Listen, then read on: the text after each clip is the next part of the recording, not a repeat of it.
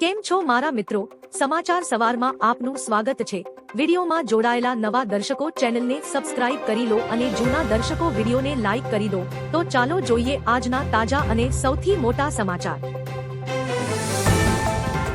રાજ્ય પર 5 વરસાદી સિસ્ટમ સક્રિય। હાલમાં રાજ્યમાં monsoon trough, shear zone, upper air cyclonic circulation અને ડિપ્રેશન સહિત કુલ 5 હવામાન સિસ્ટમ સક્રિય છે। હવામાન વિભાગે આજથી 23 ઓગસ્ટ દરમિયાન રાજ્યમાં સામાન્યથી મધ્યમ વરસાદની આગાહી કરી છે।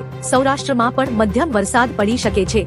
દક્ષિણ ગુજરાતના સુરત, નવસારી, દમણ, વલસાડ, નર્મદા અને ડાંગમાં યલો એલર્ટ જાહેર કરાયું છે। 23 ઓગસ્ટ સુધી આ કામ કરી લેજો। એલપીજી સિલિન્ડર ગ્રાહકો માટે રાહતના સમાચાર છે। કેવાયસી પૂર્ણ કરવાની અંતિમ તારીખ 16 ઓગસ્ટથી વધારીને 23 ઓગસ્ટ 2026 કરવામાં આવી છે। એપ્લિકેશનમાં ટેકનિકલ સમસ્યાઓ, ધીમા સર્વર અને ગેસ એજન્સીઓ પર વધતી ભીડને કારણે સમયમર્યાદા લંબાવવામાં આવી હોવાનું અહેવાલમાં જણાવાયું છે। કેવાયસીનો હેતુ એલપીજી ગ્રાહકોની વિગતો અપડેટ કરી કાળાબજારી અટકાવવાનો છે। ખેતી લાયક વરસાદની આગાહી। હવામાન નિષ્ણાંતે અંબાલાલ પટેલે ચેતવણી સાથે વરસાદની આગાહી કરી છે। સૂર્યના મઘા નક્ષત્રમાં પ્રવેશ સાથે જ રાજ્યમાં મહિનાના અંત સુધી ભારેથી અતિ ભારે વરસાદ પડવાની આગાહી કરી છે। વધુમાં તેમને મઘા નક્ષત્રનું પાણી કૃષિ પાકો માટે ખૂબ જ ગુણકારી અને સારું હોવાનું જણાવ્યું હતું। ઉપરાંત તેમને મધ્ય ગુજરાતના ભાગોમાં આગામી 23 થી 31 ઓગસ્ટ દરમિયાન ભારે વરસાદ ખાબકવાની શક્યતા વ્યક્ત કરી છે।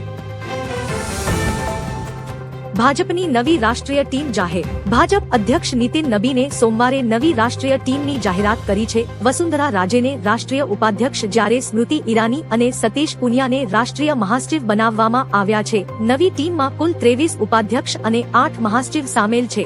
BL સંતોષને સંગઠન મહામંત્રી તરીકે યથાવત રાખવામાં આવ્યા છે। નીતિન નબીનના અધ્યક્ષ બન્યાના 7 મહિના બાદ નવી ટીમની જાહેરાત થઈ છે। ગાભા કાઢી નાખે તેવા વરસાદની આગાહી। હવામાન નિષ્ણાંત અંબાલાલ પટેલ દ્વારા આગામી 3 દિવસ દરમિયાન ભારે વરસાદની આગાહી કરાઈ છે। આગાહી મુજબ દક્ષિણ ગુજરાતમાં સૌથી વધુ પ્રમાણમાં વરસાદ પડવાની સંભાવના વ્યક્ત કરાઈ છે। આ દરમિયાન 5 થી 20 કિમી પ્રતિ કલાકની ઝડપે પવન ફૂંકાઈ શકે છે, જ્યારે 23 થી 28 ઓગસ્ટ દરમિયાન વરસાદનું જોર વધવાની શક્યતા છે। હાલ મઘા નક્ષત્ર દરમિયાન પડતો વરસાદ કૃષિ માટે સારો ગણાશે।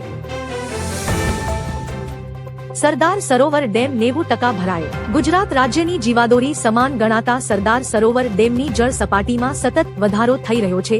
રાજ્યમાં તેમજ ઉપરવાસમાં ભારે વરસાદ પડતા ડેમમાં 16,000 ક્યુસેક પાણીની આવક નોંધાઈ છે। હાલમાં ડેમ 135 મીટરની સપાટી પર છે। પાણીની સતત આવકના લીધે હાલમાં ડેમ 90% ભરાયો છે। ડેમ મહત્તમ સપાટી 138 મીટર છે। ડેમ ભરાતા ખેડૂતોની પાણીની આશાઓ જીવંત થઈ છે। કોંગ્રેસે ક્યારેય પણ દેશનું સન્માન નથી કર્યું। મંત્રી કૈલાશ વિજયવર્ગીયએ મીડિયા સાથે વાતચીત દરમિયાન કહ્યું કે કોંગ્રેસે ક્યારેય પણ દેશનું અને વંદે માતરમનું સન્માન કર્યું નથી। વધુમાં તેમણે કહ્યું કે જ્યારે ફિરંગીઓથી આપણા જવાનોને દેશને સ્વતંત્રતા અપાવવા માટે સંઘર્ષ કરી રહ્યા હતા ત્યારે વંદે માતરમ બોલવાથી તેમનું લોહી ઉકળતું હતું। વધુમાં તેમણે કહ્યું કે આ કોઈ ગીત નથી પણ રાષ્ટ્ર મંત્ર છે અને કોંગ્રેસ ક્યારેય પણ આ મંત્રને સમજી શકશે નહીં। રાજ્ય સરકારે લીધો આ મહત્વનો નિર્ણય। લાંબા સમયથી ચાલી રહેલી માંગ બાદ ગુજરાત સરકારે મહેસૂલી તલાટી અને તલાટી કમ મંત્રીના જોબચાર્ટ અલગ કરવાનો નિર્ણય લીધો છે। નવા જોબચાર્ટ મુજબ મહેસૂલી તલાટી જમીન મહેસૂલ, જમીન રેકોર્ડ, સરકારી જમીન, ગૌચર, ખાણ ખનીજ અને દબાણ સંબંધિત કામગીરી સંભાળશે, જ્યારે તલાટી પંચાયત વિકાસ કાર્યો, સરકારી યોજનાઓનું અમલીકરણ, જન્મ મરણ નોંધણી, પ્રમાણપત્રો, પાણી, સ્વચ્છતા, દીવાબત્તી અને ગ્રામ વિકાસ સહિતની કામગીરી કરશે। પીએમ મોદીને અને દિવંગત માતાને ગાળો આપી પોતાને સારા સાબિત કરવા માંગે છે। અલ્હાબાદ યુનિવર્સિટીના વાઇસ ચાન્સેલર સંગીતા શ્રીવાસ્તવે એક કાર્યક્રમ દરમિયાન પીએમ મોદી અને તેમની દિવંગત માને ગાળો આપવા બદલ કડક ટીકા કરી છે। તેમણે કહ્યું કે અભિવ્યક્તિની સ્વતંત્રતાનો અર્થ કોઈને ગાળો આપવો નથી। વાઇસ ચાન્સેલરે કહ્યું કે અરાજક તત્વો આવા સન્માનિત લોકો વિરુદ્ધ અભદ્ર ભાષાનો ઉપયોગ કરે અને સારા કામ કરનારાને ગાળો આપી પોતાને સારા સાબિત કરવા માટે પ્રયાસો કરે છે। આ એક ખરાબ માનસિકતા છે। सीजेपी बाद हवे दिमागी Naxal party. Social media platform Instagram पर कोक्रोच जनता पार्टी बाद हवे दिमागी नक्सल पार्टी ना नाम थी नवुं एकाउंट बन्यु छे। आ एकाउंट पर मात्र 24 कलाकनी अंदर 1.7 लाख थी वधु फॉलोवर्स आव्या छे। आ एकाउंट पर अत्यार सुधी 63 पोस्ट करवामां आवी छे, ज्यारे एकाउंट मात्र 34 लोकोने फॉलो करे छे। जो के एकाउंटनुं संचालन कोण करी रह्युं छे तेना विશે કોઈ સત્તાવાર જાણકારી નથી। વરસાદને લઈ હવામાન વિભાગની મોટી આગાહી। હવામાન વિભાગના જણાવ્યા અનુસાર ગુજરાતમાં 24 થી 28 ઓગસ્ટ દરમિયાન ફરી ભારે વરસાદનો રાઉન્ડ આવી શકે છે। ત્યારબાદ 6 થી 9 સપ્ટેમ્બર દરમિયાન વધુ એક વરસાદી સિસ્ટમ સક્રિય થવાની શક્યતા છે। 10 ઓક્ટોબરની આસપાસ પણ વરસાદી માહોલ રહેવાની આગાહી છે। નવેમ્બરમાં કમોસમી વરસાદી ઝાપટા પડવાની સંભાવના વ્યક્ત કરવામાં આવી છે। ઉપલેટા પંથકમાં લાંબા વિરામ બાદ મેઘરાજાની પધરામણી। ઉપલેટા પંથકમાં લાંબા વિરામ બાદ બપોર પછી હવામાનમાં પલટો આવ્યો હતો। આકાશમાં કાળા વાદળો છવાયા બાદ ધીમી ધારે વરસાદ શરૂ થતા વાતાવરણમાં ઠંડક પ્રસરી ગઈ હતી। વરસાદથી અસહ્ય ગરમી અને બફારાથી લોકોને રાહત મળી છે। લાંબા સમયથી વરસાદની રાહ જોઈ રહેલા ખેડૂતોમાં પણ ખુશીનો માહોલ જોવા મળ્યો હતો। दूधमां भेरसेर करशो तो छोड़वामां नहीं आवे। पूर्व मंत्री जयेश रादडिया दूधमां भेरसेर करनारा तत्वों सामे लाल आंख करी एक कार्यक्रम दरमियान दूधमां थती भेरसेरने लईने कह्युं के जे कोई दूधमां भेरसेर करशे तो तेने कोई पण संजोगोमां छोड़वामां आवशे नहीं अने कोईनी पण भलामण चलावी लेवामां आवशे नहीं। वधुमां तेमणे डेरीने पण चेतवणी आपता कह्युं के दूधमां भेरसेर करती झड़पाशे तो ते मंडळीने तात्कालिक असरथी सस्पेन्ड करी देवामां आवशे। पीएम मोदी नो खास वीडियो। पीएम मोदीए इंस्टाग्राम पर एक खास पोस्ट शेर करी छे। तेमणे जणाव्युं के दररोज सवारे मित्रोने खावानुं खवडाववुं तेमनी रोजनी दिनचर्यानो भाग छे। स्वतंत्रता दिवस पर लाल किल्ला माटे रवाना थता समये तेमना आ खास मित्रो तेमने मळवा पहोंची गया। तेमणे आ मुलाकातने हमेशानी जेम खास जणावी। पीएम मोदीए सोशल मीडिया पोस्ट द्वारा आ प्रेमपळनी तस्वीरो अने अनुभव शेर कर्यो छे।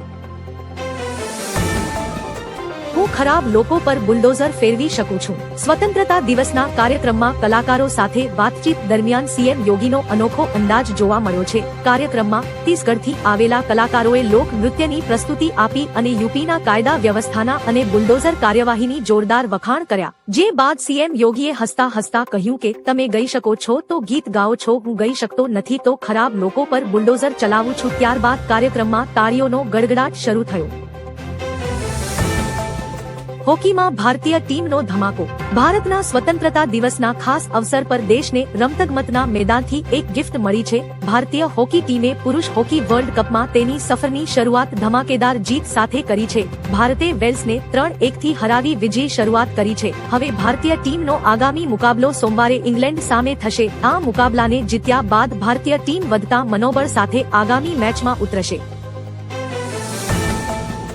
पश्चिम बंगाल में आयुष्मान भारत की शुरुआत। आयुष्मान भारत प्रधानमंत्री जन आरोग्य योजना पश्चिम बंगाल में शुरू थवा जई रही है। आ योजना हेठळ लाभार्थीओ ने प्रति वर्ष 5 लाख रूपिया सुधी केशलेस स्वास्थ्य कवर आपवामां आवशे। योजना हेठळ लगभग 1.5 करोड़ परिवारों ने लाभ मळशे अने लगभग 6 करोड़ लोगों ने स्वास्थ्य वीमो उपलब्ध कराववामां आवशे। सरकारी होस्पिटल में ज तमारुं आधार कार्ड बतावीने नोंधणी करावी शको छो।